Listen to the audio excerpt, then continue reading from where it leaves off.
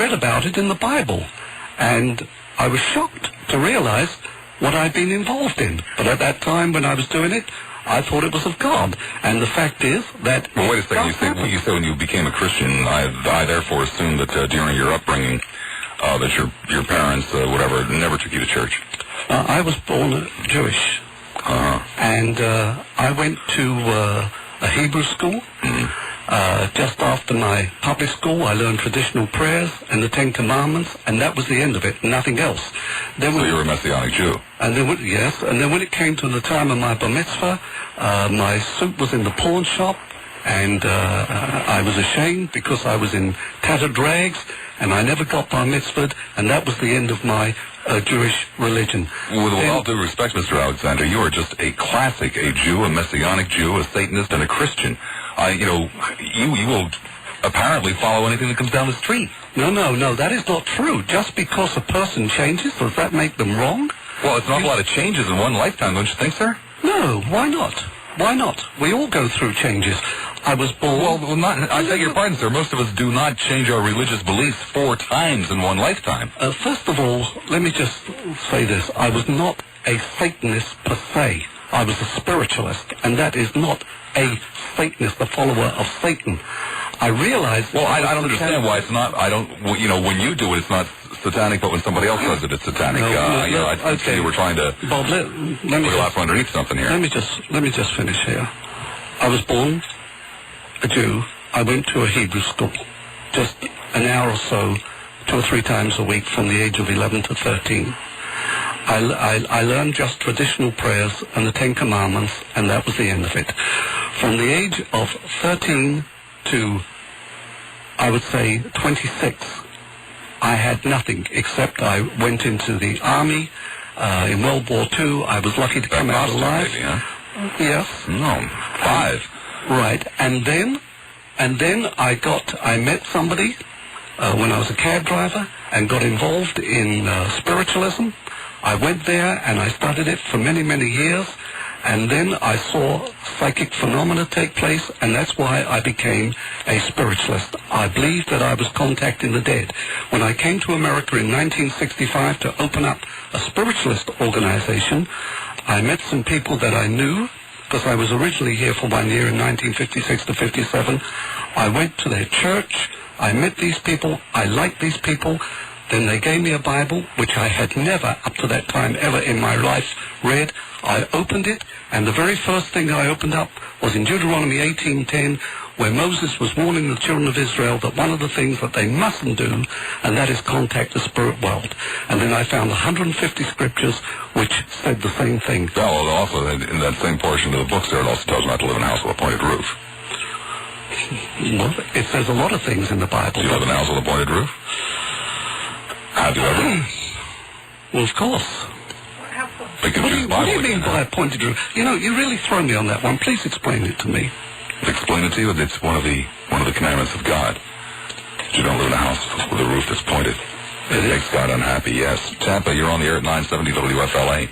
Good afternoon, Mr. Lassiter. Good afternoon. Good afternoon, Mr. Alexander. I'd like to direct my opinion, I guess, to Mr. Alexander. I guess also you, Robert.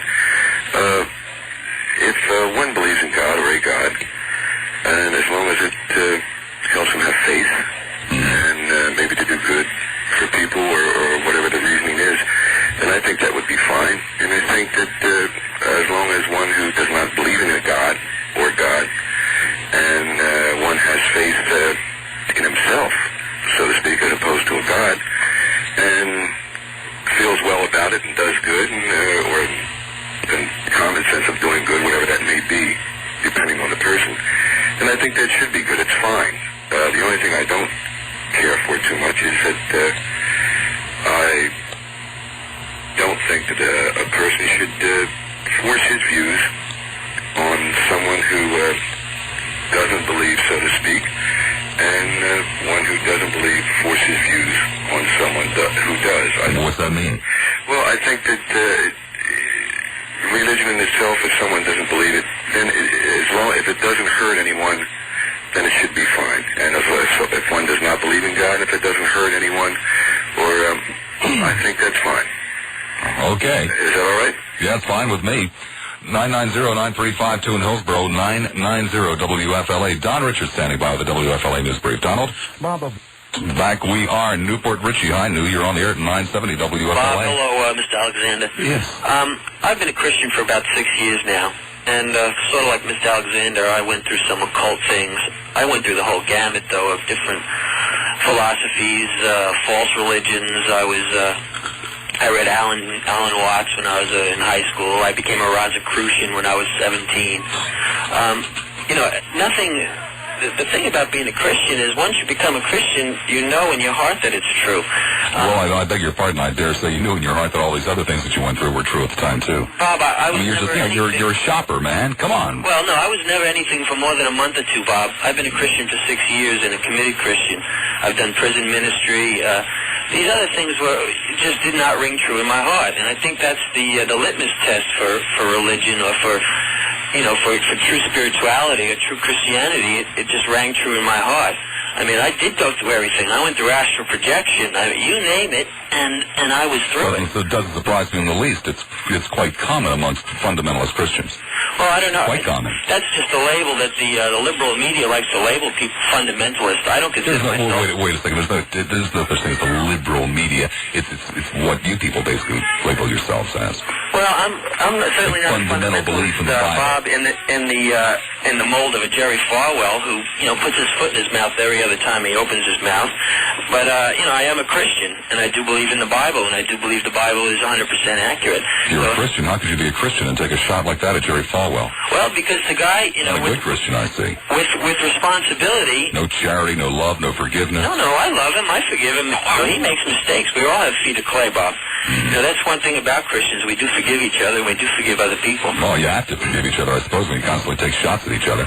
Bob, just a moment, Bob. You did say that it's common among Christians astral projection. That's not true. No, I said no such thing, Mr. Alexander.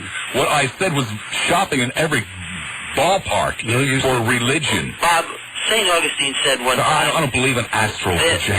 There's a God-shaped vacuum in every man, okay? Until you find Christ, until Christ fills your heart with the truth and the peace that is in Him, you're going to search for things. I was a searcher. Well, I'm not searching for anything. No, well... You're the one that seems to be the searcher. Well, Bob, you...